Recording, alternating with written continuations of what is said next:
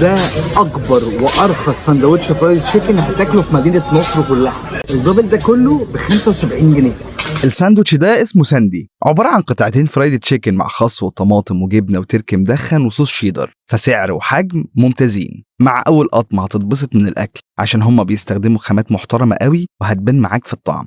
الفراخ كرانشي من بره والتتبيلة واصلة لحد الآخر وسبايسي حبتين، ده غير إن هما اللي بيتبلوا الفراخ بنفسهم، وبعد كده تنزل في البريدنج وتتقلي. جربت كمان سكوير بانتس وده ب50 جنيه، بيكون قطعة فرايد تشيكن واحدة عليها خس وطماطم وشريحة جبنة ونفس طعم الفراخ الحلو. هم كمان بيعملوا برجر وسماش برجر على الجريل، والاسعار عندهم بتبدا من 40 جنيه. في السماش برجر اخدت بسيط دبل، بيكون قطعتين سماش معاهم خس وطماطم وخيار مع صوص الجبنه والبصل المكرمل. اللحمه طعمها حلو مع البصل المكرمل والخس، اللي ضايقني شويه وجود الطماطم، بس سندوتش بالسعر ده عظيم جدا، ولو انت بتتضايق من الطماطم زيي قول له يشيلها.